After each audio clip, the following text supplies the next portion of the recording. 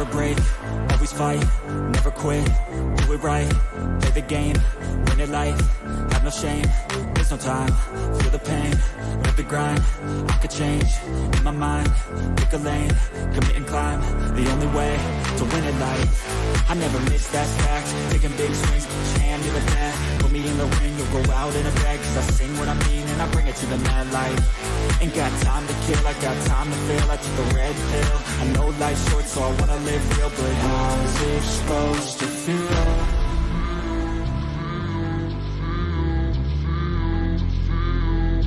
How's it supposed to feel?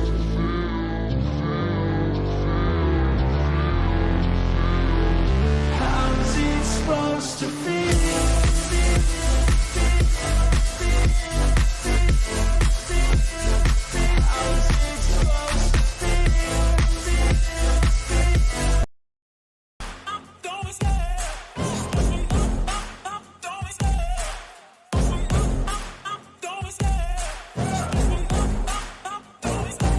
Love the chase and the hunt, and I set the pace when I'm running. I always take what I want and I always give it 100. Don't need a bank, no I'm funded. Play the game like it's nothing. I'm always thankful for something. Don't take for granted, stay humble. Now wake up! It's time to look at the enemy. Look in the mirror if he is no friend to me. It's not working out, maybe it's the chemistry. It's time to break up so I can make a better me. Better believe in your mind, cause it's everything. You can mold, shape, find almost anything. All it takes is some time and some clarity to find your identity. It's mind over everything.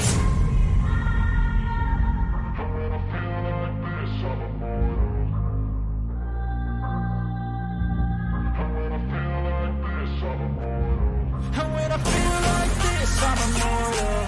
When I feel like this, I'm immortal. When I feel like this, I'm immortal. When I feel like this, I'm immortal. Don't stop, just give me up, don't stop.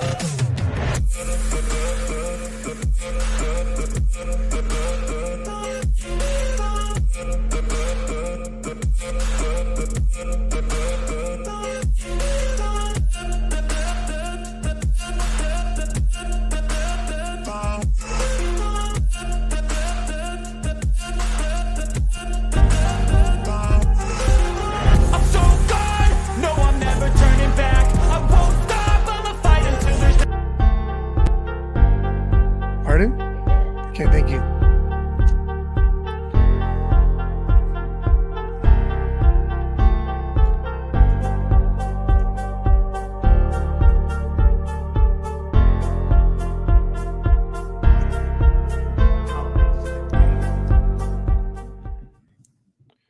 Well, hello, everybody.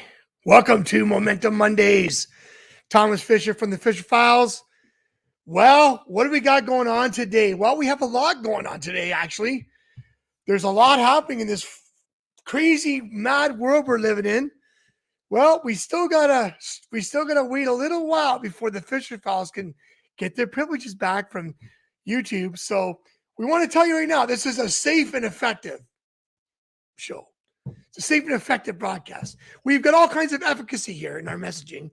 We definitely do not want you to drink the lemonade, eat the cupcakes, or enjoy your frosted ice cream or your frosted icing, whatever you want to call it, because you might happen to have a red dye that might have something suddenly happen to you. Anyways, that's the kind of world we're living in. We got to talk in this cryptic code and this juvenile language, but hey, that is what it is. Now, if you don't want to do that anymore, here it is. It's very simple. Fisher Files will do YouTube broadcasts. Momentum Canada is going to do YouTube broadcasts, but we are done playing YouTube's game. We are going to tell YouTube in a very big way, we're going to get 20,000, 30,000 followers on our Rumble channels, and we're going to start seeing revenue dissipate from the YouTube tyrants. Yeah, I call them that. That's what they are. You can't even argue with them. Try calling them. It's like you don't have anyone to call. It's the Alphabet Corp. Anyways, I digress. So don't do that to me, lady. You know what? I'm on a roll. Because you know what? We have had an amazing weekend, even in spite of all this madness. Jen and I got a chance to have a little date weekend, and we had a good time. Did you have a good time this weekend, Janet? I had a great time, Dave. That's good. Yeah, we had a good time. So here's what's going on. We're going to cover, I was going to do it on Friday.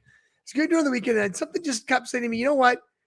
The show on the convoy and the Emergency Measures Act would not have the same level of power if we didn't have the Brando McCaskill, Brando on the go. You know what? Because it really is the convoy, the trucker convoy in this country, and at the end of January in 2022, that went for about 18 days, 20 days. It's where we all began. It's where we all got activated. And Brando is no different. And Brando has done a heck of a job building this channel, man. 13,000 followers just by opening up the veins of conversation. You know, that's what YouTube and that's what these Alphabet Corps and all these guys, they don't want that. They don't want that. You saw my ticker on the thing, right? C11. So we're going to talk about the trucker convoy, what really happened at the trucker convoy. We're going to talk a little bit about the Emergency Measures Act hearing. Listen, I'm not going to cover it. Like we thought about it. We're not. It's a sham. Everything about this, the way that the governments are operating, it's the media apparatus is in full on press on deflecting, bringing out false narratives, lying to us all. They're just, and the Emergency Measures Act inquiry is just going to be, it's going to end up being, they're going to put their narratives out there and we're going to end up not getting what we think we're going to get. I'm going to tell everyone though, we need to use temperance and patience right now. There's an event planned for October 22nd. And I mean, bravo to all of you for planning it. You know, I get it. This is the wrong time. If you can't see that the weaponry that they're going to put together, the fact that there'll be every single provocateur, you're doing it in Canada's most liberal, largest city, the financial center of our country. I'm sorry, I'm gonna beg you, implore you all to postpone this weekend. We're in the middle of Emergency Measures Act inquiry. You know what the game plan is. The game plan is to tie us all into the conspiracy theorist hat, the fringe minority, the unacceptable view Canadians. Now we can just hand it to them on a silver platter because that's what's going to happen, guys. If you don't think that there's going to be some provocateurs and you don't think there's going to be some nasty stuff, some shenanigans going on this weekend in Toronto on the 22nd, I don't know where you've been for the last year. They literally invoked the Emergency Measures Act because a bunch of people that were working in concert with the police that actually were not stealing from the homeless, were not burning down buildings. All these false narratives were proven false. But guess what? When you smear people, they know this. These leftists, these rhetoric creators, the Gerald Butts of the world, they know they can smear and walk away and then retract it later, or not even retract it, but just sort of let it go. And everyone thinks all of the people that are under the spell, under the witchcraft spell of the propagandists, the government-funded media, they believe it. There's people to this day that still believe that the trucker convoy, that people that were part of that tried to burn down an apartment building. There's people that still believe that the trucker convoy participants, the people that were there peacefully protesting, bouncy castles, barbecues, street hockey games, that was the truth. That was the reality. That was what happened, because we were there. Janet and I were there as witnesses. We saw it all. We were there for 3 weeks, in 5 days here, 5 days there, but we were there for 3 weeks of the 4. None of the narrative is true, but they're going to bring this Emergency Measures Act and they're going to do exactly what they want to do, which is create the narrative, re-engage. They're calling the Ottawa councillor in the inquiry last week called the trucks weapons. They were dangerous weapons.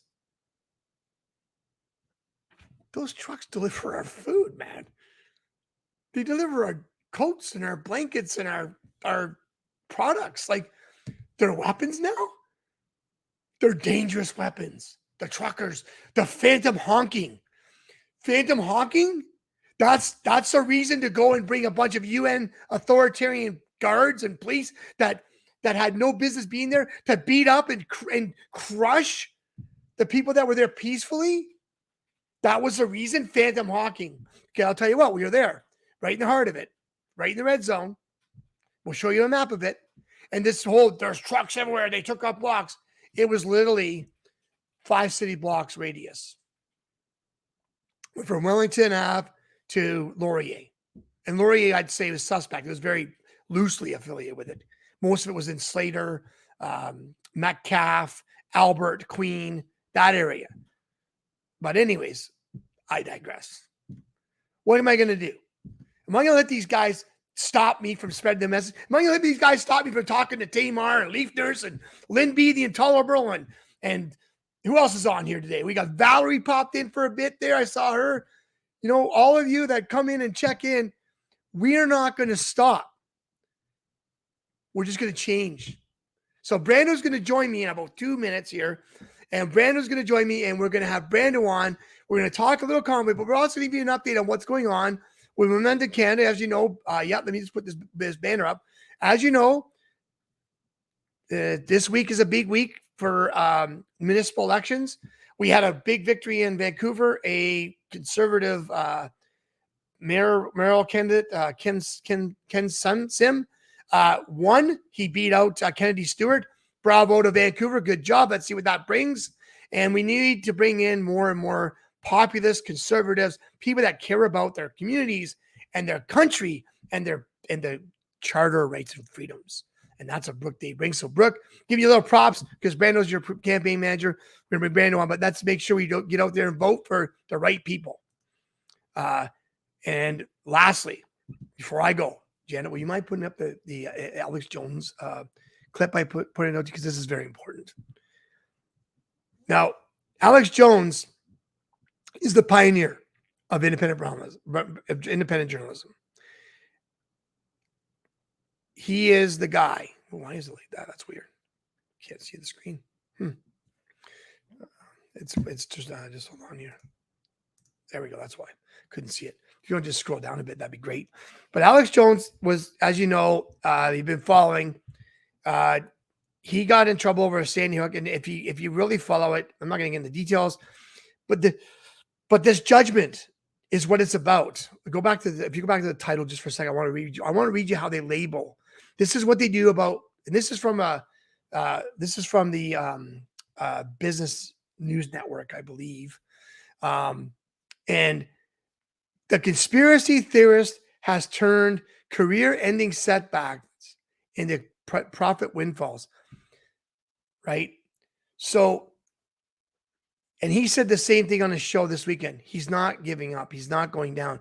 But look at how they label us, right? This is a relatively conservative news product. And, you know, this is important for all of us because this is what they want to put us. They use the word conspiracy theorists because guess what?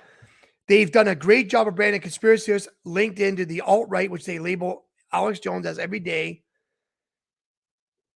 And 985 million actually. Like it's $1 billion almost for a guy that said some stuff, got it wrong, but admitted it was wrong and apologized.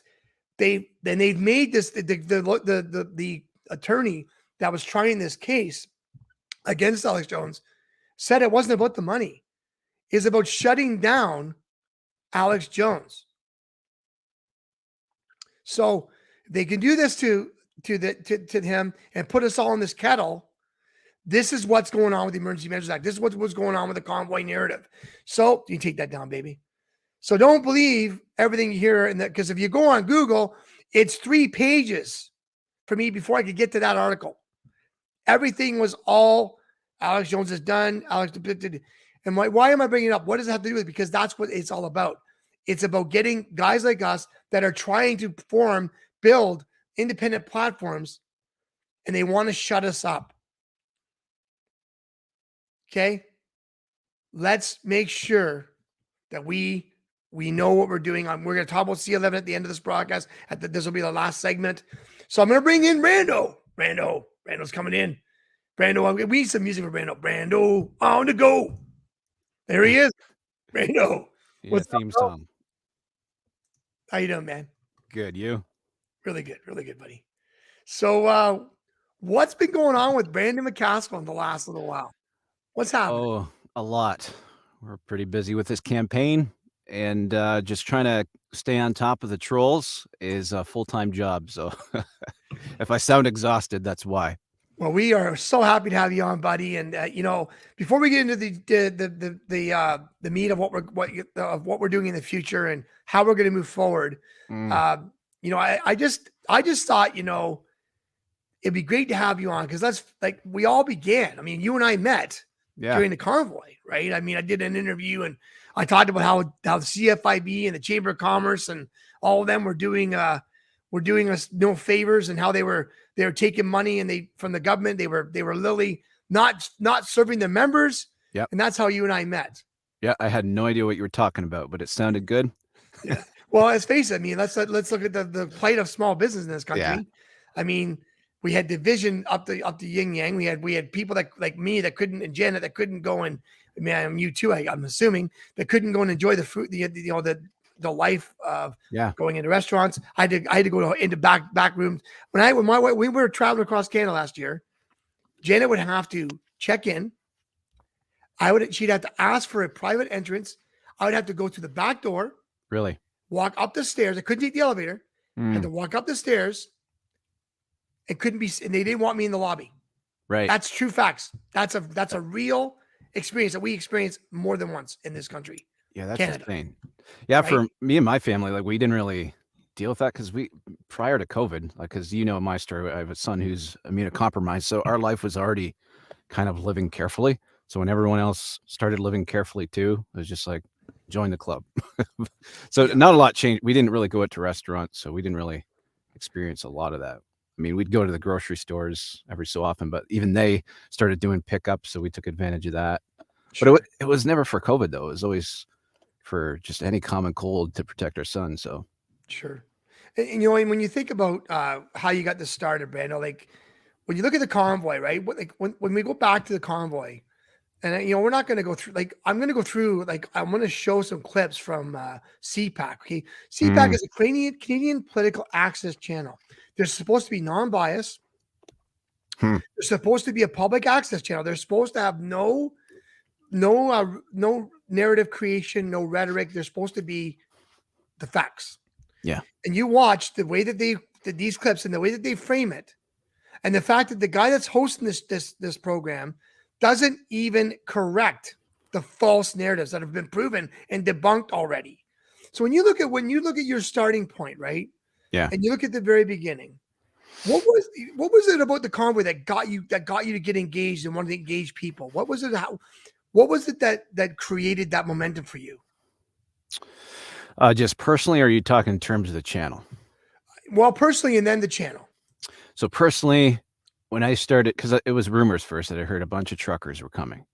I was like, oh yeah, it'll die off. People won't be interested, and it'll just kind of be a nothing burger. But then it started ramping up and getting more and more popular, and I started seeing like these old, like just the one story that I go back to all the time is this one trucker. He was in Ottawa, but he had to come a few weeks late for work or whatever. But he came eventually, and he was driving across from the West Coast. I think he was coming through Alberta. And he said, so he's by himself. Everybody's in Ottawa, and he sees this old man by himself waving a flag on an overpass in the freezing cold of winter. And just that spirit that Canadians were portraying, I mean, everybody in this chat probably knows what I mean. There was just this electricity that was going on. And it was like, I mean, I didn't even go to Ottawa, and I was feeling the love and the electricity of it all. So that personally, that's kind of what grabbed my attention. And then I immediately started seeing the media spin, and that stuff just aggravates me. Yeah. So it's like just from the get-go, I was like taking what they were saying and then going to my YouTube channel saying, no, guys, this is actually what's happening. And that's what I noticed, right? Like there was when like I had like Jen and I we lived in Kelowna, BC, so we had a very big connection to the freedom movement out there, right? Yeah. We're a big part of the rallies. We're a big part of, we hung out, like I've hung out with Norbert Ollerwitz and Odessa Ollerwitz, and I was part of Action for Canada's core team in the beginning, and we were just amazed at how many lies are being told without any refutation from the media or even from the opposite. Here's the thing, like this is where my mind went, is I was absolutely disgusted with the opposition. I'm sorry, man, but like, they wore the masks, they did all the things without any evidence. And again, this today I posted on Facebook, and I'll talk about it. Efficacy. They're now trying to change the definition of the word efficacy. Right? Like these guys did nothing. They allowed the falseness and the fakeness to continue. And they allowed the government to continuously oppress and suppress information. Right. People. And that's why you got involved and I got involved. We went to Ottawa because we were called. We were like, we're going to go there and we're going to know firsthand what we saw. Yeah. And what we saw was nothing. Yeah. Nothing that was they said they're honking incessantly all day. Lie. Absolute lie. Yeah. Right. I think the lies actually helped us because, I mean, so many people were represented there. And I think it's just because so many Canadians recognize the lies being told. I mean, do you remember, I can't remember his name. He's the guy that replaced Peter Slowly as police chief. When Slowly resigned, and it was right after the woman got trampled by the horse. Yeah.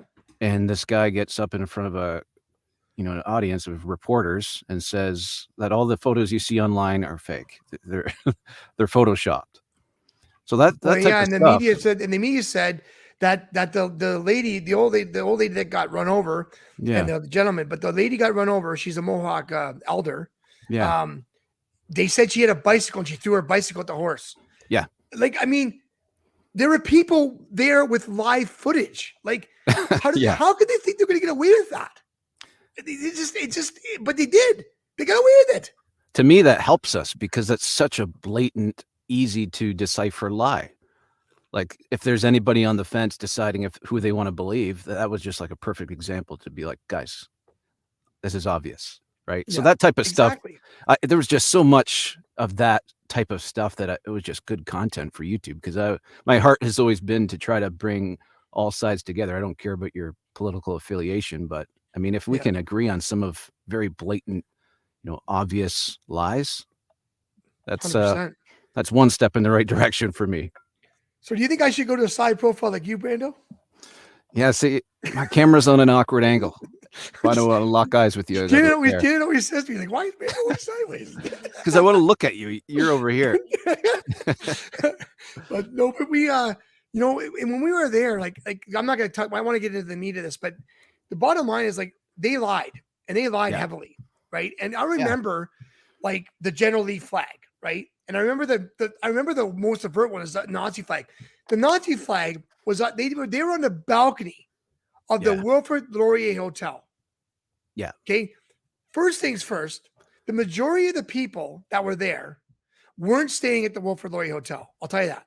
Mm-hmm. Right. A lot of them were sleeping in their cars. A lot of them were there for the movement. They were sleeping in I'm not saying that there wasn't people that could have stayed there. Don't get me wrong. But it was just an absolute, that just doesn't belong. Right. Yeah. Because that's not, and there's one flag, and the CBC photographer just happened to catch it. Like, come on, man. Like, and this is what they do, right? They smear us, and then you had them reading it. You had people saying it. Melanie Lastman and I believe it was Justin Trudeau that said, you want to back people that wield swastikas, and it's like you're talking to a Jewish lady. Yeah. But this is again like why what I'm trying to understand in this country is Justin Trudeau has created so much egregious acts of fraud, crime, verbal abuse, physical abuse, and yet it's like he's impermeable to any recourse. Yeah. Well, at least in regards to big tech, Yeah. and the media. I mean, I don't know about you, but every video I see pop up on my news feed, none of the comments are in favor of Trudeau. I No. don't think it's been a long time since I've seen someone in comments or in some sort of thread supporting him. Yeah. So I think the public, they're well aware. Yeah, It's just, and I think we're getting to the point now, though. And this is where the Emergency Measures Act inquiry, it's going to be a lot of theater. They're going to. I'm not even watching it. No, I mean, I have watched a little bit of it just because that's part of my my ether, but I just don't. I don't know that. I don't see anything happening. I think that there's a lot of us that are saying, and a great, I watched a number of YouTubers this weekend, and they're all saying the same thing. It's one more hope, one more we think it's going to change, and we're all going to be left disappointed. Right. And I'm going to tell you guys right now, for these next 6 weeks, we've got to stay out of the fray, man. We got to. It's true. They are looking for any way to put us into the Alex Jones conspiracy theorist, alt-right. These guys are evil, and it's all about getting C11 passed. Yeah. C11, in case you guys don't know, it's a censorship bill, and it's not going to censor the authoritative media, the people that they support. It's going to censor the independent guys like us, the small guys like us that are walking around with tripods and handheld, iPhones and microphones, taking note and providing on the ground reporting, because the other media outlets have stopped doing it. They want to end us, right? Yeah. And let's face it, look at our channel. We got to strike. You got to strike for what? For talking truths? For showing their own words. We on this show, we use their own words. We show their own words. Mm-hmm. But yet because it doesn't suit their narrative and it makes them look bad, they target us.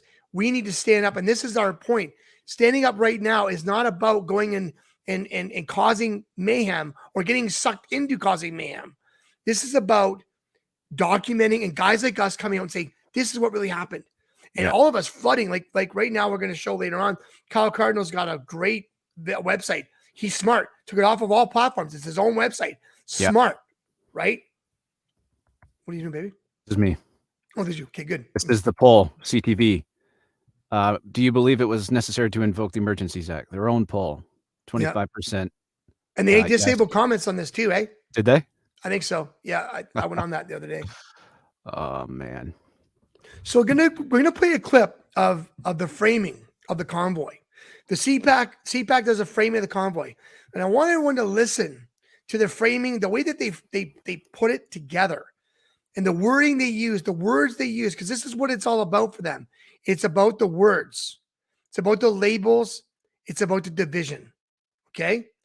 Well, it's about 4.5 minutes. We'll watch of it, and I just want you to watch this guy who's supposed to be non-biased. So this is what we're up against. We're up against these guys that have the stage, have the podium, and they want to take us off of it. They want to take us out of, as it says, and Alex Jones has said many times, they want to take us out of the virtual, the digital public square, right? Take us out of the argument. Because in their eyes, we're the fringe, right? We're not worthy. Yeah. We're evil. So it's coming up right now. You want me to share something? Yeah, the YouTube video. First one. There you go. Right on.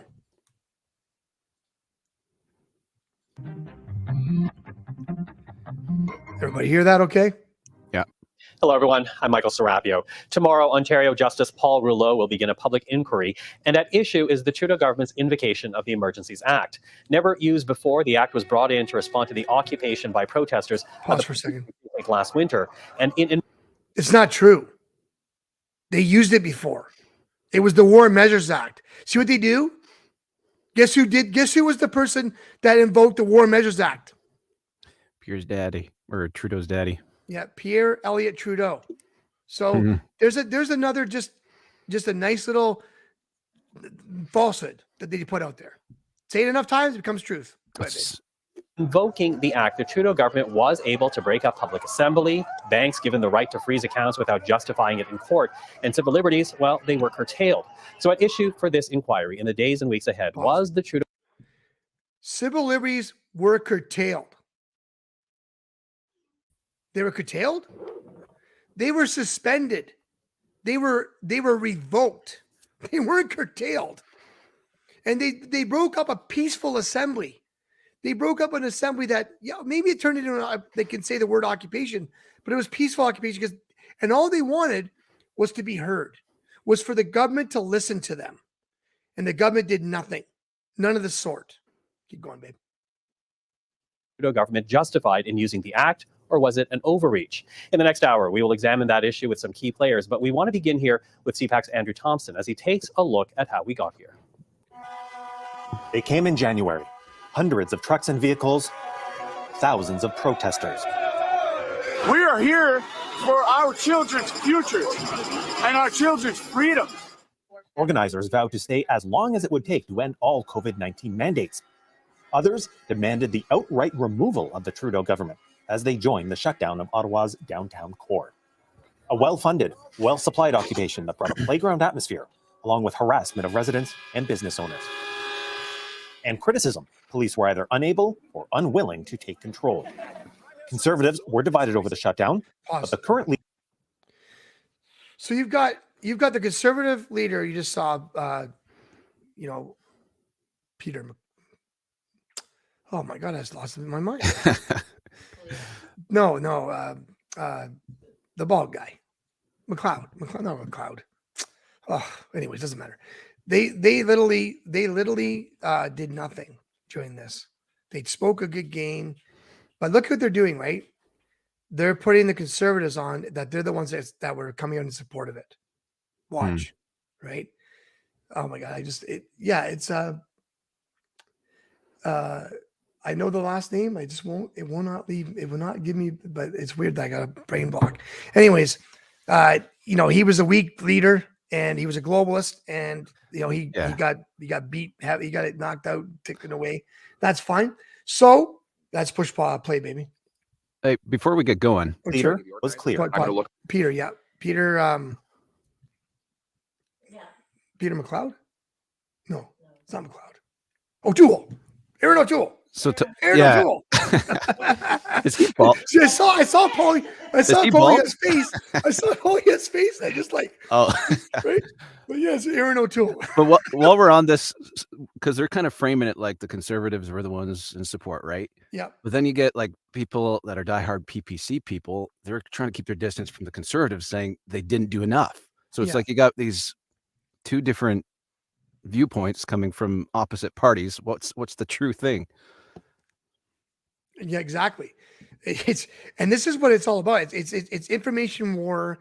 It's the like Gerald Butts. Okay, Gerald Butts. Look him up. He is a mastermind. He's a master rhetoric specialist. He knows exactly how to tear down and create the divide and build these divisive narratives, these divisive tactics. Yeah. And he's the ultimate smear guy, right? Like. They've been doing this a long time. Just go back to the 2015 election where they put the Syrian boy on a beach who is horrible, tragic, and they blame Harper for it. Yeah. It's a lie. And then it turns out, we made a mistake. Damage is done. Well, when you give yourself the power to make words mean whatever they want to be, I mean, you were just talking about occupation. Like if you define that on Google, it's just like it literally means military force. Occupying or being occupied by military force. So like that's not at all what happened. And that's why they're saying the trucks were dangerous. They are using the rig. The guy goes, well, what was the weapons? He goes, rigs. They're not, first of all, the rig is a slang term. They are transport trucks. They are right? Like, go ahead, baby. For an opportunity to bring coffee and support and friendship for peaceful, law-abiding, hardworking, freedom-loving truckers. The Prime Minister took a different view. There is a right to make your voices heard loudly and clearly. There is not a right to shut down our democracy or our democratic processes. There is not a right. There's the buzzwords. Shut down our democracy and our democratic process. Says the guy, let's just break this down. Says the guy who is in front of a cottage, who has not been to his office for weeks. Yeah. This is his democratic process. So when he says our democratic process, he's basically saying my new regime. This is what this man is. This is a regime. Yeah. He's not talking in front of the political building like Pierre Poilievre was. He's talking in front of a cottage. And he's literally saying that we are the ones, because we're protesting, that we're throwing down and we're destroying the democratic process and our democracy. What an absolute joke. Yeah. Disgusting. Do you remember how long after this press conference where he was in Ukraine standing up for their rights? It was a month. It was a month. Yeah. End of the month, end of February. Yeah. Yeah. Okay, baby. To abuse, intimidate, and harass your fellow citizens. But as the convoy grew more established and more emboldened, abuse, harass, and intimidate your fellow citizens. We were there. Okay? You want who was abusing and intimidating citizens? The 250 police walking the streets. Do you want to talk about fear? You want to talk about intimidation? Mm-hmm. You know, it's like literally it's an inversion of the reality. We walked all the blocks, Jen and I, in the freezing cold. We froze our butts off. Yeah. And we saw nothing. We saw free food. We saw singing. We saw people that were literally there to make their point. And they weren't anti-vax. They weren't anti-anything. They were pro-freedom. End the mandates, all mandates, because they lost their ability to create falsehoods because the evidence was coming out. Empirical data was starting to out science, their pseudoscience models. And that's what this is really about. This is the crux of what they were doing. Yeah. Right. But look at what they did. See what they do? They show people in a hot tub. Right. Like it was a big party. Right. Yeah. Some of it was, but that wasn't all that was going on there. There was a stage where they had people talking, bringing up science. Paul Alexander, Dr. Roger Hawkinson, Tom Marazzo, Tamara Litch, all these people were going out on this stage and they were talking about what was really going on. But you don't see any of this here. Go ahead, babe. Almost done. There were calls for a stronger response. Do something. Doing nothing and promising to do nothing encourages those people to stay there. The federal government has to stop using jurisdiction as an excuse for inaction. It's simply wrong. By then, the blockades had... Okay, jurisdiction as a reason for inaction. I hate to break it to you, Jagmeet, but we're a country that has a Charter of Rights and Freedoms. We're a country that has been operational under a law, over a system of law based on that charter. Yeah. And jurisdiction 100% matters. Otherwise, the Confederation is broken. It doesn't work. And guess what's happening right now? You have got a big portion of our country in the West that don't want to be part of the Confederation anymore. Why? Because it's not fair. They're not getting treated with the respect. They're not getting treated with the fairness. And they're more importantly, the jurisdiction you talk about isn't being run properly. The oversight is being overreach. So, you know, your words are going to come out to hurt you because what you just said there is absolutely, it's egregious and it's hyperbolic. The government has to follow law. Otherwise, we're no longer a democracy that Justin Trudeau talks about. We are becoming a tyranny, an authoritative, a neo-capitalistic technocracy, which is what they want. That's their dream. Push play. Had spread to border crossings in Western Canada and to Windsor's Ambassador Bridge, cutting off a vital trade artery. Ontario eventually declared a state of emergency to clear protesters. 3 days after that, the federal government invoked the Emergencies Act. It gave the RCMP power to enforce provincial and municipal law, power for banks to freeze accounts, and power for the government to suspend truck insurance and target crowdfunding platforms and payment providers.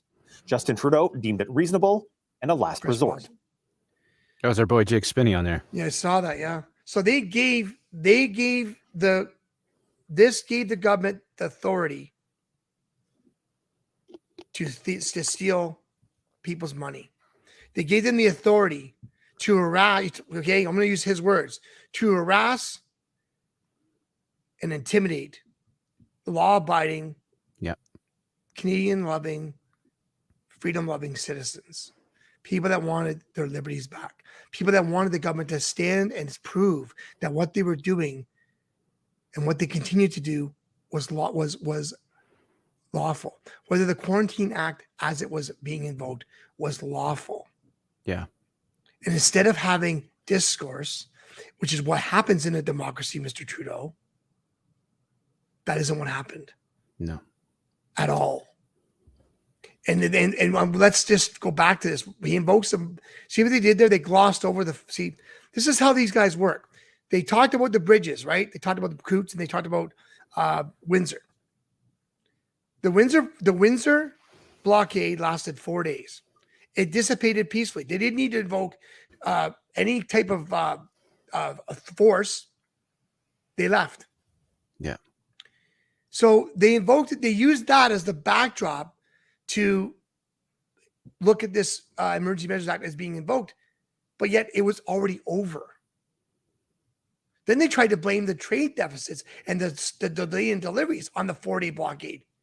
The shortages we're having. You see the shortages, like we ordered furniture back in February. We didn't get our last piece of it till August. Yeah. They tried to blame the 4-day blockade. That's the reason for it. And the media was complicit with it. Mm-hmm. Okay, last piece. I want to hear what Joseph Drew has to say here. This has gone on far too long. It is no longer a lawful protest at a disagreement over government policy. It is now an illegal occupation. It is time for people to go home. And restrictions. Buzzword, illegal occupation. Yeah. And to people that were listening to the narrative formed by the mainstream media, the government-funded media, and the politicians, why wouldn't you believe that? Mm-hmm. Right? Why wouldn't you believe that? And I want to point out right now, look at this picture. If we believe that the conservative government is going to do anything different, look at this picture and you tell me. This is in February, guys. February. I see this picture and it just infuriates me. She's spreading the Rona everywhere, ain't she? Like, if they really were going to stand up and they were all pro-Canada and we're going to take care of the people, none of them would be wearing those things because they don't do anything and they know it. Yeah. They're theater and they're all part of it. Okay. Lastly, and then we'll move on. Conservatives called the emergency declaration a sledgehammer. The Bloc also opposed the move. The NDP provided reluctant backing. Okay. We will withdraw our support. So there's the Bloc leader who opposes it, but yet on February 4th was saying, you need to do something. You need to do something. But yet the government goes to do it and they say, no. Yeah.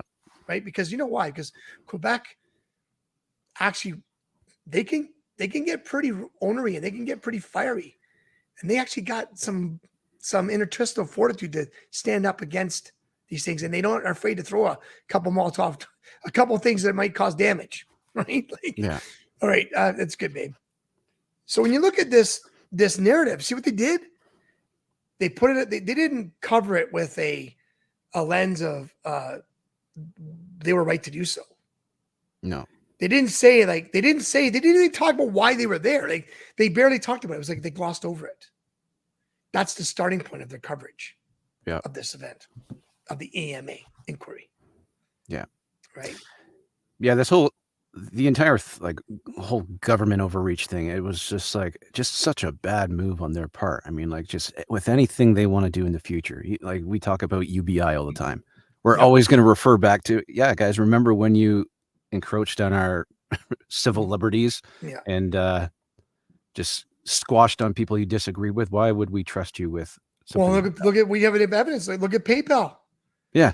I mean, how can any one of us want to agree to a centralized digital banking currency, a digital ID system, Yeah. where if they don't like, for example, right now they could say, take this video, and they could say you violate the terms of human existence, and Yeah. you no longer have the right to get your money, your own money, out of the money that you earned because you traded your valuable time, which is a finite resource. By the way, you are going to die.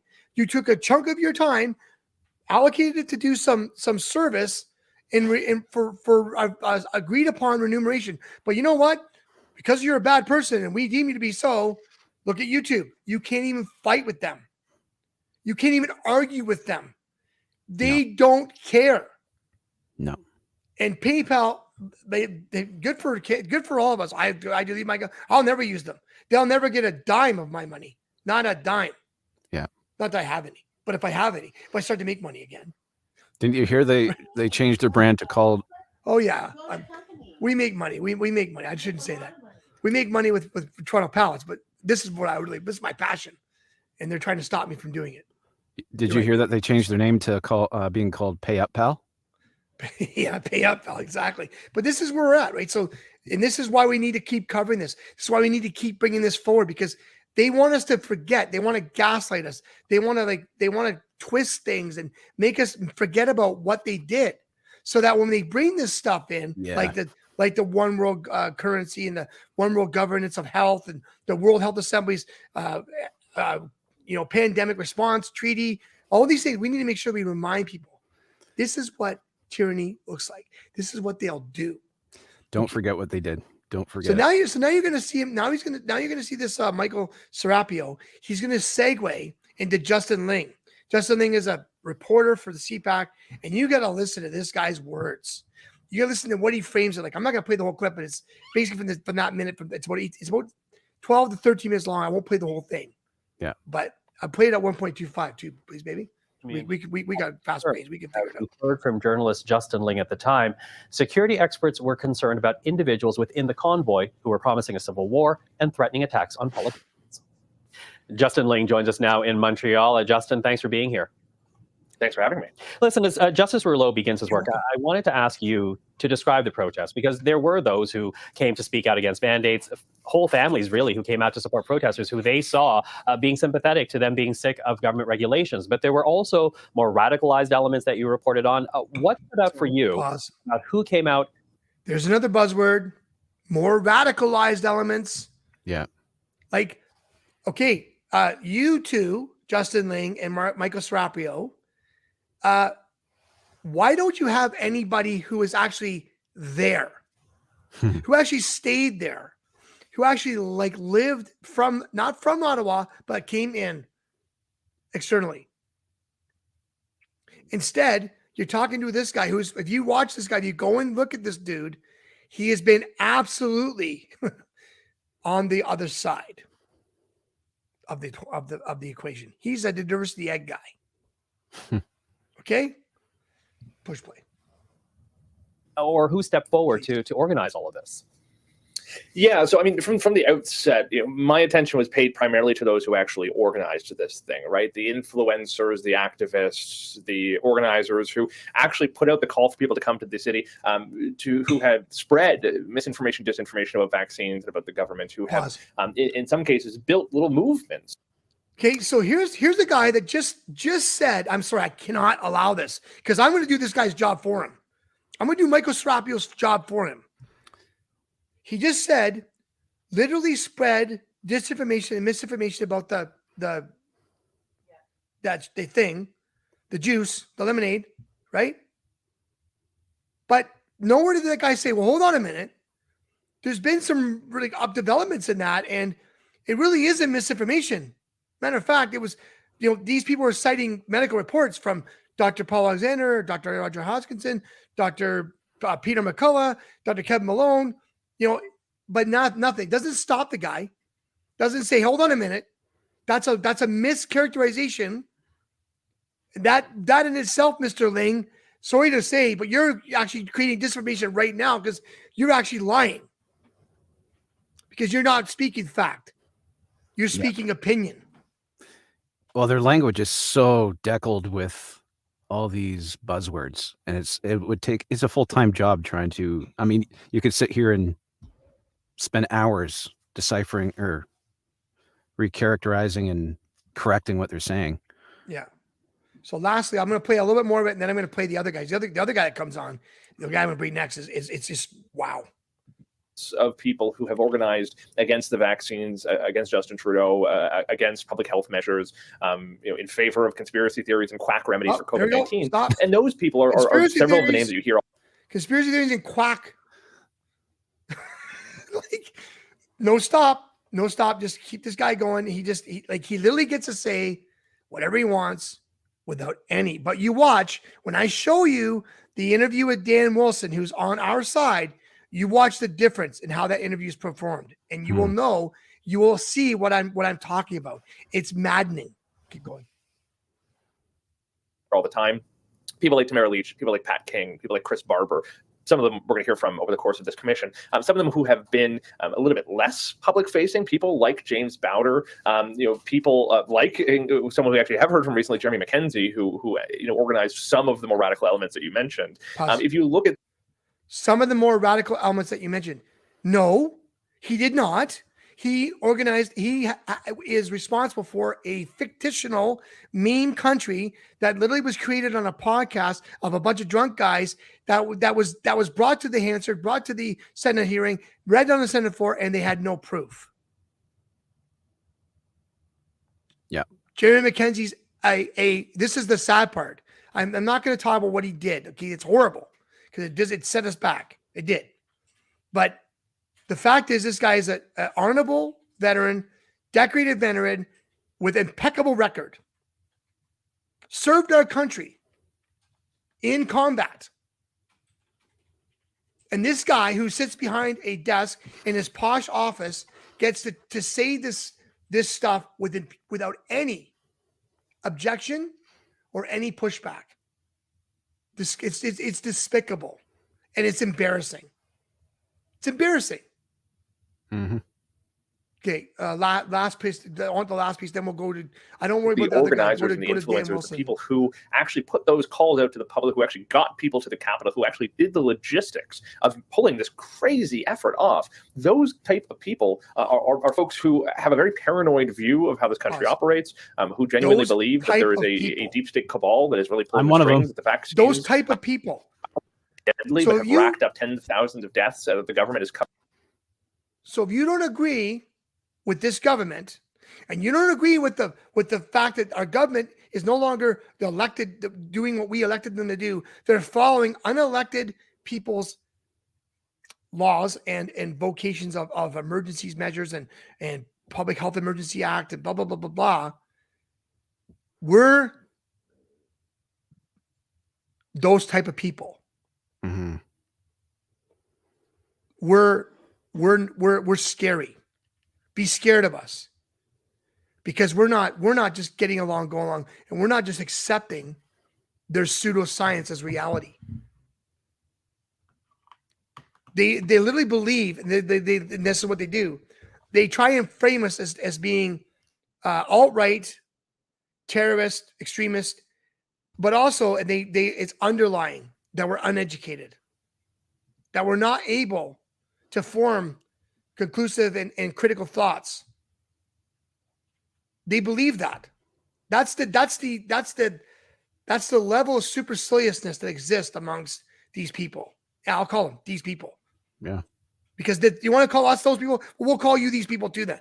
You're the people that believe that you are authoritators, and you don't think that we as a people, as intelligent human beings, have any ability to form our own thoughts and our own opinions. We need you to do it for us. What an absolute joke. Yeah. And that was another one of my motivations for jumping on the channel and doing what I do, because up until that point, we were painted as uneducated. So I would have live streams where I was like, guys, share this with your skeptic friends, get them on here, have them post their best arguments against why the truckers are there. And no one ever had good arguments. It was always just mudslinging. So part of that was just to show the intellectual side of who we truly are. We're a smart crowd. You know, that's right. We did. So you see how that, like, I mean, that whole thing, go watch on CPAC. We'll put a link in the description below. He talks to a lot of people. Okay. Don't push play yet, babe. And he talks to the Justin Lin guy, talks to Peter Champ. He talks to another guy, and they're all supporting the invocation. Okay. And they all make the case that we're a bunch of conspiracy, tinfoil hat wearing people. Those type of people. No interruptions. No, like, hey, wait a minute, that's not exactly true. Nothing. Now watch this interview, and you tell me what's different.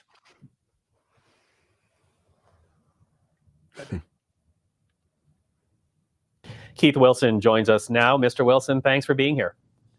Thank you for having me. Now, this inquiry, it is looking into the invocation of the Emergencies Act, whether or not it was justified or an overreach on behalf of the government. And you've already insinuated that it was an overreach. Why have you come to that conclusion? Well, we're under law. We know that this is the successor to the War Measures Act.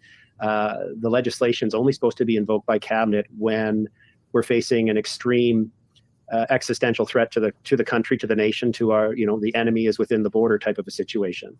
And what we know was happening when the Emergencies Act was invoked, when the cabinet decided to invoke it on the Sunday evening of the 13th of February, that weekend, the border blockades at Coutts and at Windsor had cleared. Those borders were all open. The only protest left in Canada at that time was the protest in downtown Ottawa.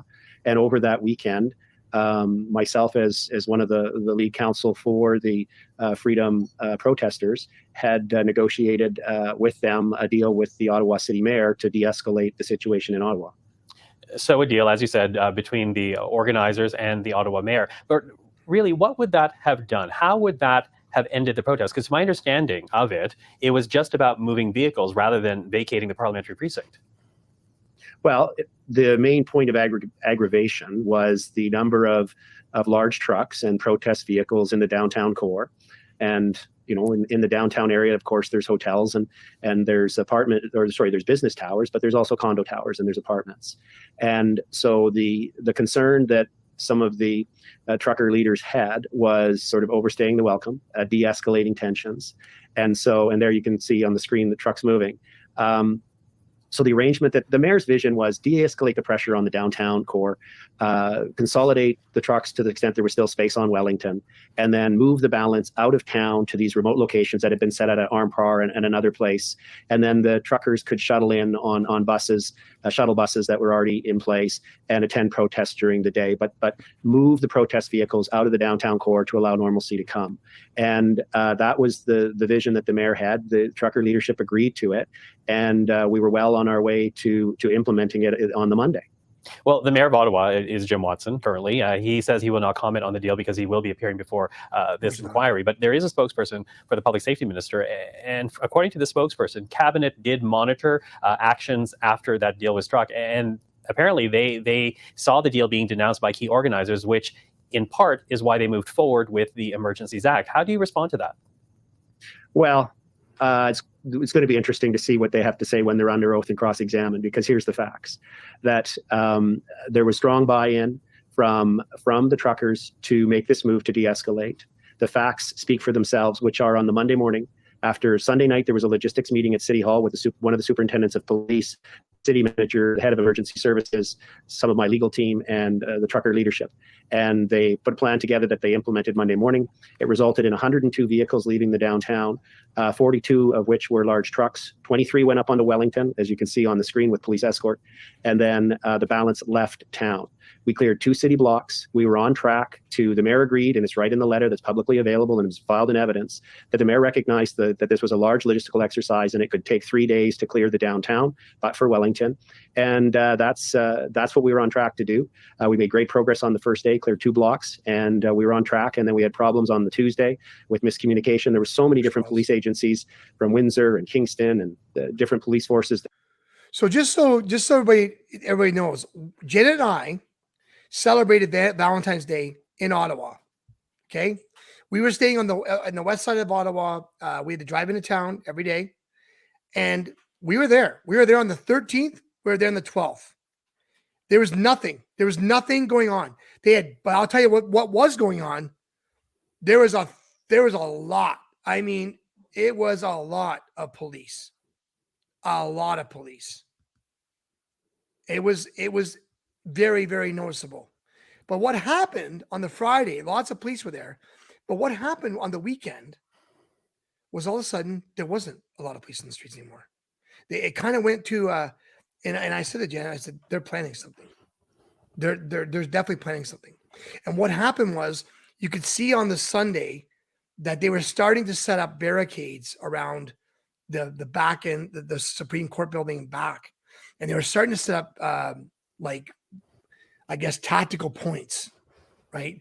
Where you could see that the kettling mechanism was starting to come into play, right?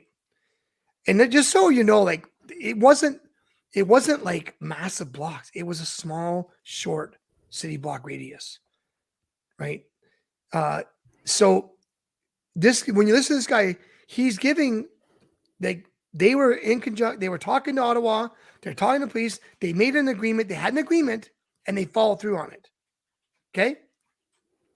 And watch what happens now. Push play, babe. The communications between the police were really bad. And as we kept trying to move, we got blocked. And then on the Wednesday, I got a phone call from the city manager because we got blocked again as we were trying to do further moves. And he said that the new interim chief, as well as the federal government, didn't want the deal to go ahead.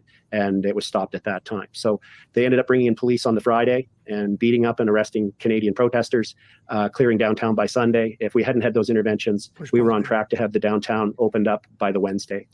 So why? And this is why you will never get the truth. They're never going to let you hear this. But if the government stopped their arrangement on the Wednesday, you know why? We all know why, right? They wanted the powder keg to explode. They needed to escalate because it wasn't going the way they thought it was going to go. They thought for sure that the evil truckers, the evil alt-right Nazi flag carrying, generally following people, those type of people, the fringe minority, were going to explode and they were going to cause problems and they were going to start. They did none of that. They were leaving. They were doing exactly what they agreed to. And that wasn't what the government wanted. The government wanted there to be a January 6th moment. They wanted there to be a storming of the Parliament building with the trucks. They wanted those trucks to turn their trucks and run through the barricades and drive onto Parliament Hill. And they didn't do any of it. This is what people, you'll never hear this. He'll be saying this, but you'll if you hear it, you're going to have to hear from people like us. The people that are actually showing truth. The people that are actually providing you with real factual on the ground information. Jeff McCoy's going to hop in here in a second, some breaking news, but I just want to finish this clip because I want you to watch him push back on him now. Go ahead, babe. So the fact that there were one or two organizers on social media denouncing the deal is inconsequential? Yeah, well, I mean, this was an organic event. There was, when I was in the logistics center, the operations center, we'd get a report that 20 trucks were arriving, from Kitchener, and then 30 trucks were arriving from Nova Scotia, and there was a convoy. Like, it was like, where, who, what? This was not like an orchestrated event. It was purely spontaneous.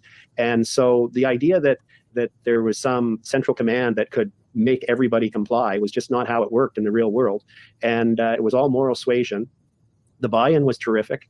It was proven by the fact that the first two blocks that we attempted to clear were completely cleared out of all protest vehicles.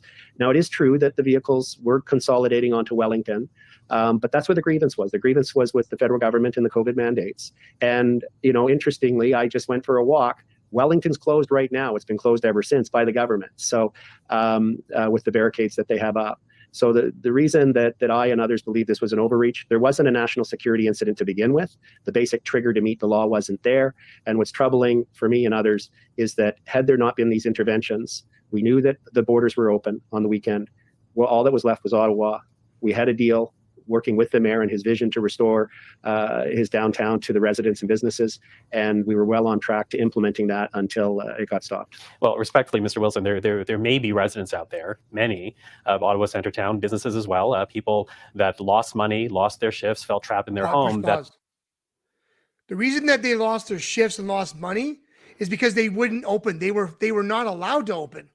This is the lie. We were there. We were astounded. There was literally 500 plus people easily all the time in Ottawa. And you talk about a cash flow when you've been shut down all this time, and you have all these people. That Tim Hortons wasn't even open, man. Past 3 o'clock, like they literally were not allowed to be open. We're going to show you Kyle Cardinal's website, and Kyle Cardinal is one that filmed the episode at Iconic Cafe where the police surrounded the guy's business to serve him with unlawful tickets. They almost broke down the guy, smashed the guy's door in. We witnessed all of it, guys. Like, you don't have thankful to people like Brando on the Go, the Fisher Files, Maverick News, Mr. Sunshine Baby, Freedom Fighters Canada. I can go on and on and on. This is how we break this. This is how we break it. But you see how he's pushing back on him? You see, with all due respect, Mr. Wilson, there were people in Ottawa that were there, and they were like, incessant. He talks about it. I'm not gonna play anymore. Incessant honk. Actually, we should let him speak. We should do that. One more play, babe, and then we'll be done. Might argue that there was a security threat. This was security to their person, not having the freedoms that they should be having because of this protest. What do you say to those individuals who may be more sympathetic to the use of the Emergencies Act? Well, the crime data is empirical. Crime dropped, so that's going to come out. There's not even anybody suggesting that anymore. That narrative's gone. But does that mean to say that individual residents were not harassed or felt trapped in their home? Well, I'm not. I don't think they were. Okay, push play. Sorry, let him finish. Harassed. That's not the prevailing thing. The evidence that I've seen and I observed my firsthand. But let's talk about something that's clear, which is they were inconvenienced. They were. It wasn't a pleasant experience for some of the residents, for sure. In the same way that it wasn't a pleasant experience for Canadians to be facing mandates. But these individual residents did not enact rules and regulations. They were just living their lives. Fair enough, sir, but they chose to live in the capital city.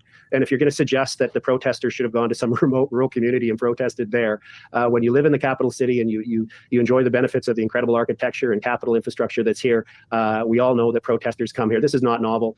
You know well that the capital city of a country, of a nation, is where people go to protest when they feel their governments have crossed lines. That's what happened on a grand scale. But I think that's good. So you see that, like, watch that exchange. That exchange didn't happen with the other guys. Okay. No. And I'm sorry, but we were there. Like I said, we were there, and I'll keep saying it. The people of Ottawa might have been inconvenienced a little bit because they couldn't get their car around the trucks in the one street. I think it was O'Connor. Okay. But there's a lie. There's a lie there.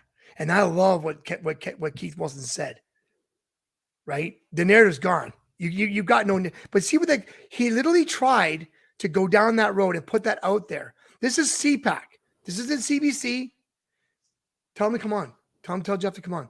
The CBC, the CTV, they're not them.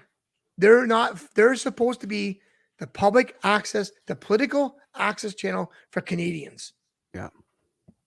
They're the government's non-biased,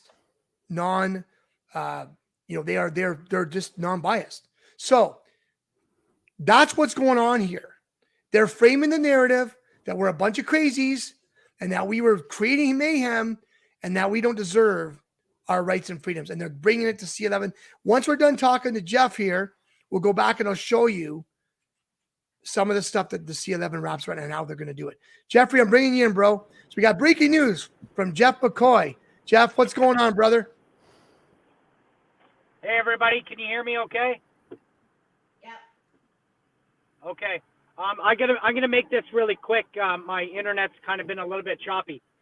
Tom, you said breaking news. I don't think I can disclose that breaking news yet, but I wanted to pop on, Tom.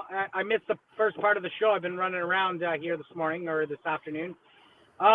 Did you cover the fact that Matthew in the Emergency Act called the big rigs weapons? I did. You did? Okay, you already called that? That's all I wanted to say. And they called my extremist truck a weapon as well. More weapons come on the weekends. You're the weapon. You and I and all of us are weapons of misinformation. Yeah. Okay, listen, like I said, I'm going to make this quick. I wanted to say hi to everybody. You guys are really choppy, so I can't hear you at all right? So you guys have a good day, and I'll watch the rest of the show, and I'll get in the chat when I get home. Oh, okay. Well, listen, see you, brother. Thanks a lot, man. Okay, we'll see you soon, guys. Yeah. Take care. Okay, so now we're gonna show the coverage. So what I'm going to do is I'm going to start with Yahoo talking about Trudeau. Trudeau's going to testify, getting everyone all fired up because Justin Trudeau's going to take the stand. Yeah. What a joke. You think he's going to ask? You think he's going to answer any questions? You think they're going to be allowed to ask him anything of any consequence? No, they won't. They won't. He controls this. He's paid for this. The judge that's overseeing this, just so we all talk about this judge, Rousseau, he's a liberal. I mean, go look at his bio. He's a liberal. He's a Justin Trudeau appointed. Like, we're not going to get our big victory here. We're just not. Okay. Pat King spent months in jail. Tamara Lich spent months in jail. Pat King can't even, right now, as a Canadian citizen, he can't even post on any social media. No one can post for him. Those were the conditions of his bail. Shame on his lawyer. No way, he should still be in jail. I would have told my lawyer to take that deal and put it where he knows where he can put it. I would never have accepted that deal because it doesn't help us. He's better. He would have been better off to stay there and keep his name, keep that narrative going, than to allow them to silence him because he's got experience. He's got information that's actually real. He was there. He was in the middle of it. He was in the throes of it, but they silenced him. Right? Yeah. Yeah. So the Yahoo article, baby. That's what I need. Yeah. Yep. So this is what they're gonna make it sound like Justin Trudeau's gonna come and testify, and we're gonna get the truth. We're not getting the truth. I mean, we just saw the CPAC guy literally let the three guys speak. He lets Peter Champ speak, Paul Champ, Peter Champ. He lets another guy that's a law expert talk about it, and he talked to Justin Ling. So Trudeau convoy leaders expected to touch. However, the one guy that should be there to speak isn't going to be there because he did something stupid and he got himself into trouble in Saskatchewan, and they decided to act on the nationwide order for his arrest. We're talking about Diagolon, the Diagolon creator, the fictional main country that they tried to make us believe was the reason that they needed to do it. So, the Liberal government invoked the Emergencies Act, granting police extraordinary temporary powers. Extraordinary? Unlawful. Extreme measures. Seizing bank accounts for bouncy castles and music, basically. That's what was going on there. Because when you okay, next one, babe, it's the City News one. But we watched the whole thing. We had lots of live streamers, and that's why Kyle Cardinal's channel, the website's so awesome, because all the live streamers that were there are listed. They're all there. All their footage is on the one site, and it goes through all of them, right? And we followed. Like Greg Wycliffe was there. We were watching him. We watched Jeremy O'Sullivan. We watched a couple other people, and we didn't watch any of the mainstream. We didn't watch one lick of mainstream media coverage. I just click that out, babe. Just hit the X button on there. No to our auto readers. Yeah. 5 things you should know about the emergency public inquiry. Scroll down. So there's the City News. This is a left-leaning. They're part of the mainstream media narrative. So Justin Trudeau, so this is what you wanted. This is where it falls down. Prime Minister Justin Trudeau named Ontario Appeal Court Justice. Justin Trudeau named Ontario Appeal Court Justice Paul Rouleau. How is that allowed? I want to repeat that. I don't get Prime it. Minister Justin Trudeau named Ontario Appeal Court Justice Paul Rouleau as the inquiry's commissioner.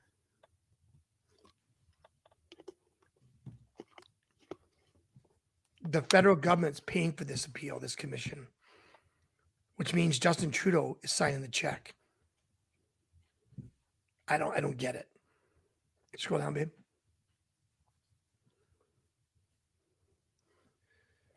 The purpose of the commission is to examine the circumstances that led to the emergency being declared, the measures taken to deal with it. That will include looking into the evolution of the convoy protests, the impact of the funding, and there's the word, and the disinformation, the economic impact. So they're going to try and blame. The fact is, all that stuff. Does everyone forget that in Ontario we still had mandates in February and January? We still had that passport. People sitting gaslighting. They're going to blame the truckers for this when in fact they were already closed, for crying out loud, to the masses of public. If you weren't part of the medical experiment, you didn't get to participate. You couldn't go in. The economic impact of as well as the efforts of the police and agencies both before and after the declaration. Scroll down. Organizers, police granted full standing. They could apply to standing in the inquiry. Whatever. Hearings will take 6 weeks. Likely to cost millions of dollars.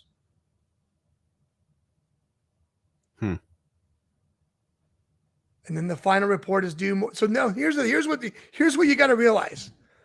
The final report isn't going to happen for more than a year after. It's not. We're not even going to get. We're already going to be a year after this happened that we're going to get answers. What do you think can happen between now and then? Lots. A lot of cover up. A lot of cover up, and you're going to see people exit. You're going to see Mendocino resign or move on. You're going to see Omar Agabera resign. They're going to shift the cabinet around. You also might see a snap election called, which I wouldn't put it past them, right? So it's okay, baby. You take that off now. But Justice Paul Rouleau was appointed by Justin Trudeau. And we expect what to happen? We expect there to be truth. When I just showed you the CPAC coverage, was there truth there? No. There's no truth in that guy's reporting and his show. He still tried to make it seem like the Ottawa citizens were deeply and gravely inconvenienced. He didn't call it inconvenience. He says they were unable to move freely in the city. That's not even remotely true. No one was impeded. We walked around the city freely and we don't live there. Yeah. And I didn't wear a mask either. Not once. And I still was able to go in and do what I needed to do. Yeah. So, lastly, I want to put up Kyle Cardinal. Don't worry about the last CBC article, babe. Bring up Kyle Cardinal's website. And then we're going to bring it to C11. We're going to end with C11. C11 is important. So as you can see, they've already, those type of people, that's the narrative, right? And they're going to do their best to try and prove that there's a bunch of nefarious actors in the right-wing movement. And this is Kyle Cardinal's website. We'll put the link in our description below. But he's got on that website all the live stream coverage from start to finish. He's got a timeline of what happened, when it happened, how it happened, why it happened. He was there. Kyle Cardinal was there when we were there. He covered all of this. He was working for Not TV and Liberty Talks Canada. Liberty Canada. LIBRTI Canada. We'll put the link for them in there as well. So, and he's also got all the lighting. He's also got pictures and a gallery, and he's also got the map of where the blockades were to show how it was not the protests that were causing the blockades. The police did it. Yep, exactly. Okay. When we were there for James Topp's arrival in June, they blocked off the Gatineau Bridge. They blocked the Gatineau Bridge. It's so hard to get to Ottawa if you can't cross that bridge from Quebec. The day before Canada Day, they blocked that bridge. Right. Okay. All right. So we're gonna go. Jen, I just need you to pull up the Trudeau Bill C-11. Hold on one second, please.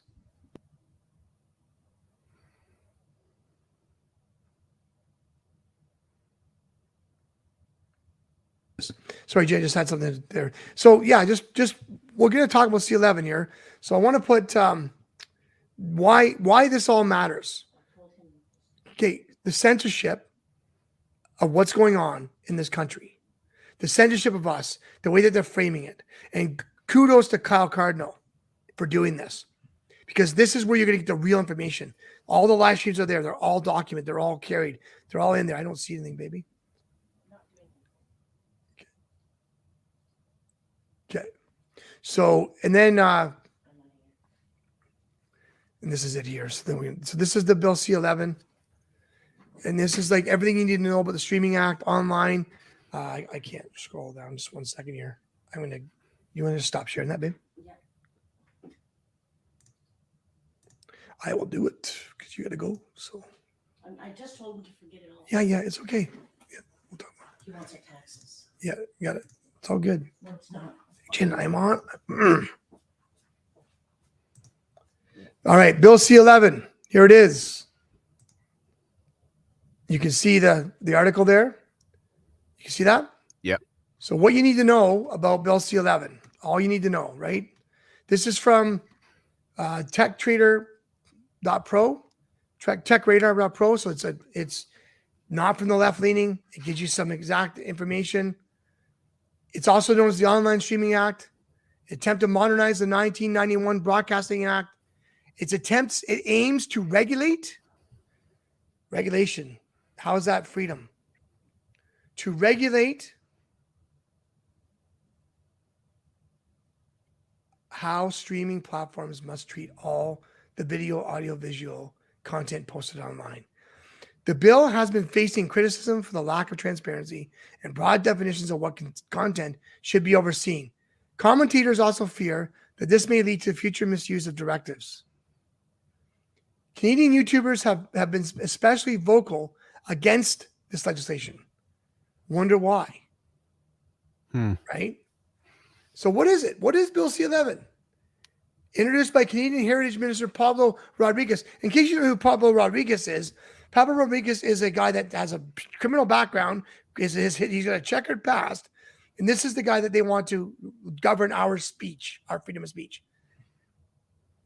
The aim is expanding the reach of the CRTC, the Canadian Radio, Television, and Telecommunications, one of the most corrupt, cabal, evil cartel of how they work, how they operate. They're going to make it so that we have to apply for licenses, we have to pay fees, and we have to qualify.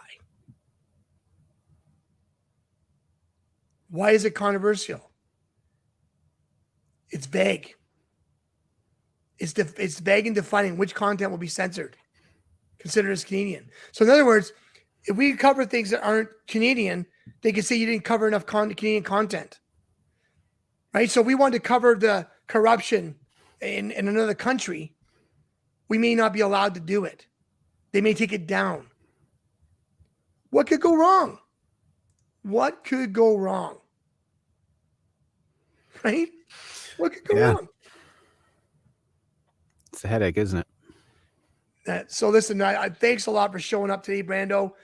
C11, guys, you got to, and here's how by the way, I want to make sure that I cover this one too, because this is how we stop them. This is the mechanisms that we can use to actually do something about it.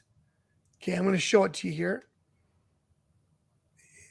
It is right here. So this is, I'll put this in the description, standandproud.ca C11. So this is where you can click on the various links. So we live in Ontario. I'll click on Ontario. It redirects you to a Ontario Strong. It's already got a letter formatted for you. You can fill your name in. You can send it. The more of us that do this, the better. Every province has one. So share this out, click this link, get it to as many people as you can, because this is how we turn things. Because there's more of us than there are of them. And if you like freedom and you like having content and you like things not being censored and you like to hear from the truth tellers, this is how you do it. Okay. I'm going to plug two people for if you want to watch live coverage in real time of the inquiry. Chris Dacey, you owe me one, bro. You better come on our show. Chris Dacey's on Facebook. He is doing lives. Dacey Media. Look him up on Facebook. We'll put a link to the description below. And Mr. Sunshine Baby. I'm giving that guy a plug because I love the way he does things. He's a lot like me. He makes fun. He makes jokes. He's just a very fiery, vibrant guy. So if you want to watch lives, those are the two guys I would recommend, because you're going to get kind of those people's views. The unacceptable view people. That's where you'll get some true information, and you'll get unfiltered, biased coverage. Yeah. So if you want to watch it, you feel riveted to sit by and watch a bunch of people do a bunch of virtue signaling and whatever, go ahead. That's there. So Rossi Phantom, thank you for showing up, Jeff. We'd love to seeing you today.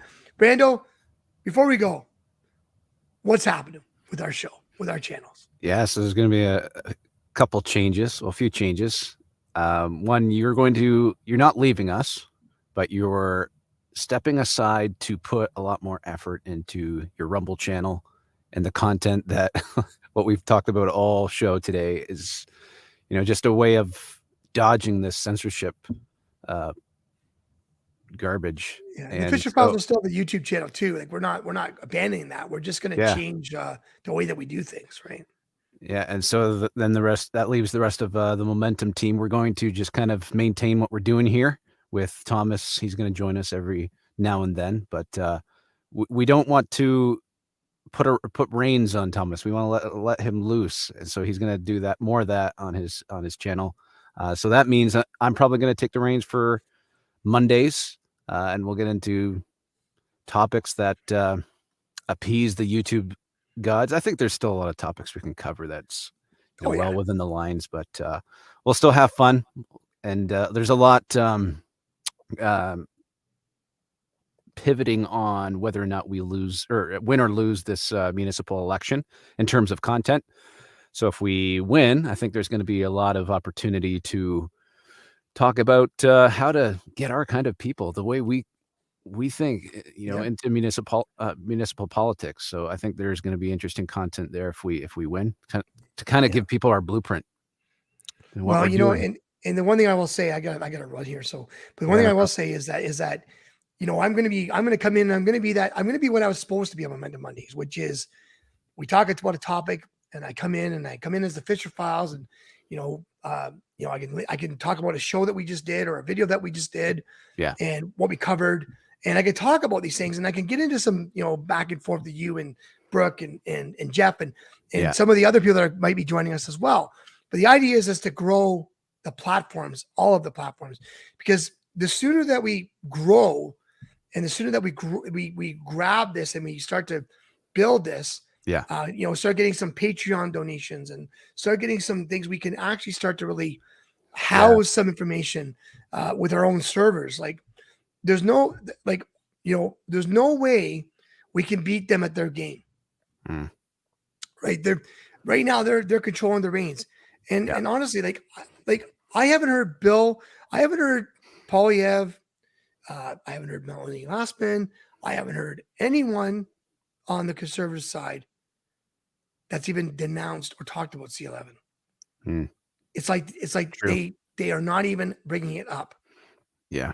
So we need to force them to bring it up, right? We need to force them to bring it up. And the only way we force them to bring it up is by electing local representatives that have the Charter of Rights and Freedoms as a cornerstone of our laws and our regulations. And we don't need to regulate everything.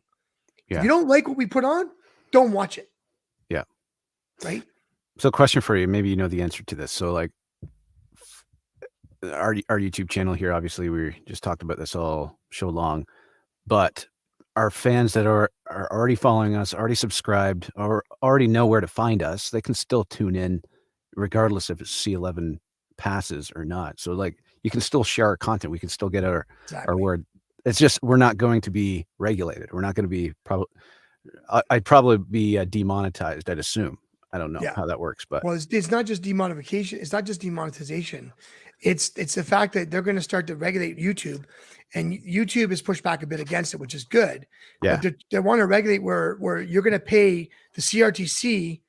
You're going to put a proposal in. Here's your content, and they're going to make you like they're going to say there's so much Indigenous content, so much Indigenous content, so much Canadian content, and they're going to ask you questions about what your views are. And your applications just can get buried. Yeah. They're not going to prove it. Right. And this is why you cannot regulate free speech. And that's why the Alex Jones verdict is so important, because if they can get away with this, they can silence anyone. Alex Jones is massive. He's got his own server, his own web portal, his own platform. He's got it all. Like, he doesn't need YouTube. Yeah. Right? Yep. Yeah. I'm just thinking there's probably this existent lane where we can just have word of mouth advertising, have Lynn B share it with her friends, right? Instead of relying on the algorithm. So I think there's always going to be something, but YouTube more than likely, like the only way around it is going to be for like what Carcarted is, for someone to set up a website. Yeah. And have video software in it. Yeah. And you pay, and the people pay a fee to watch it. Yeah, exactly. Right. And I don't know how that looks or how that works, but there's always workarounds. But the fact is, we shouldn't have to work around it at all. No. Right. No, it's silly. So pay attention to what's happening this next few weeks, guys. I'm going to go back to that this weekend. I'm encouraging everyone to not do anything this weekend. We're under such scrutiny right now, and they would love to provoke an incident. They would love to infiltrate and cause problems that they can use as the backdrop. So thanks a lot, Brando, man. Great to see you. No problem. Like I said, so Mondays going forward, I'm not going to be your host every week. I'm going to be a guest. Oh, yeah. And also, those of you who watch Maverick Media with Rick Walker, his former co-host, Brendan Kennedy, he's thinking about joining us here on Momentum Canada as well. We don't have anything set in stone right now, but it seems like he has an interest in having his own segment on the show. So that'll be something else to look forward to on the channel as well. Yeah. Hey, Lynn, I did upload it. It's uploaded. It's called Build Back Better. It's on the channel. It's on it's our channel's weird on Rumble. So it is on my channel. I'm not Janice right now trying to figure out how to link it to the channel. Right now it's on my Rumble. I don't know, it's not a channel, I guess it's just it's my Rumble account. But it is there. But I did upload them all up on the Rumble channel. So it should be there on the Rumble channel. It should be there right now. So I uploaded this morning. Cool. So Brando, so Brandon Kenny coming on board, that'd be awesome. I'd love to join Brandon. I'd love to do a once a month show with Brendan. Yeah. And we say that we don't get involved in too much, outside the, we keep our verbiage in the lane that we could keep it in, but it'd be great to talk to him about some of the stuff that's going on for sure. Yeah. Yeah. The way he speaks is kind of like centralist / like he doesn't get too far down the jab topics, but it should be interesting. Yeah. Yeah. Well, right on. If you haven't drank the lemonade already, go watch some of the stuff going on with the lemonade. It's pretty awesome. All right. Awesome. My lemonade is better than their lemonade, which is natural. All right, buddy. We'll see you all later, right, man. Thanks, everyone. Yeah. Take care. Cheers. Yeah. Well, that was Brando McCaskill. The Brando on the go, the guy that started Momentum Canada, the guy that is Momentum Canada, Momentum Mondays. And we had, we're just grateful and thankful that we were able to fill in and do, to give you guys a little flavor as to what the Fisher Files is about. And if you have a great week, everyone, pay attention to what's going on. We've uploaded our Lieutenant Steve Rogers interview is on our channel, Rumble channel. And all of the things about today will be in the links below. Make sure you like, share, subscribe, and make sure you comment too. The comments are good. They help the algorithm. And if you want to see some content and want to really start seeing what we're doing, the Fisher Files on Rumble is where it's at. And we'll put that link in the description below as well. And what else can I say? Have yourself a wonderful day. It's great seeing you all. Thanks for being here. It's so what? You're gonna be hurting bad, cause I've been to hell and back. You don't wanna make me mad. I stay strong, you will never see me crack. And if you get in my way, you're gonna feel the wrath. Gotta say it to my face while he's looking back. Mirror breaks after math. When I hate, I attack.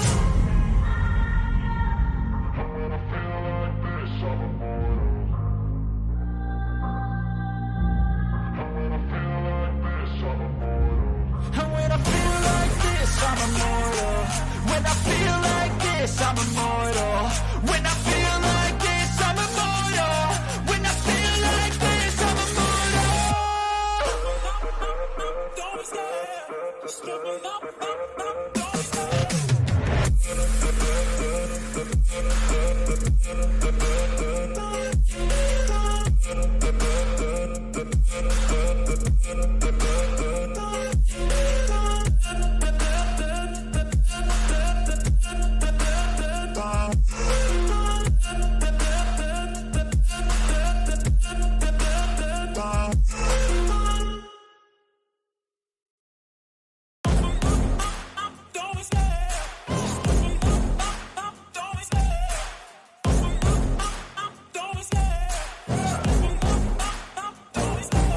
Love the chase and the hunt, and I set the pace when I'm running. I always take what I want and I always give it 100. Don't need a bank, no, I'm funded. Play the game like it's nothing. I'm always thankful for something. Don't take for granted, stay humble. Now wake up, it's time to look at the enemy. Look in the mirror if he is no friend to me. It's not working out, maybe it's the chemistry. It's time to break up so I can make a better me. Better believe in your mind, cause it's everything. You can mold, shape, find almost anything. All it takes is some time and some clarity to find your identity. It's mind over everything.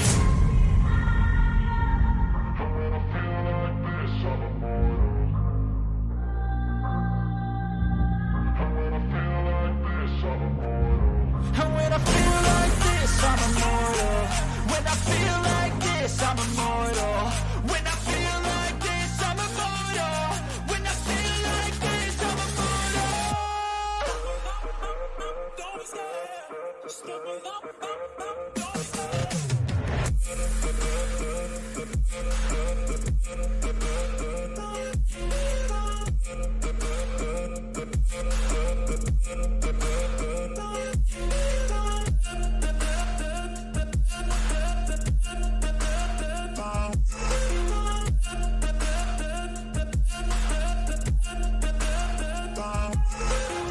I'm so gone, no, I'm never turning back. I won't stop, I'ma fight until there's nothing left. It's so what? You're gonna be hurting bad, cause I've been to hell and back. You don't wanna make me mad, I stay strong, you will never see me crack. And if you get in my way, you're gonna feel the wrath. Gotta say it to my face while he's looking back. Mirror breaks after math. When I hate, I attack.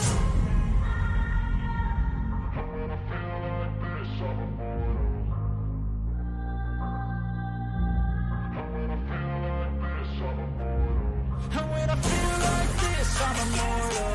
When I feel like this, I'm immortal.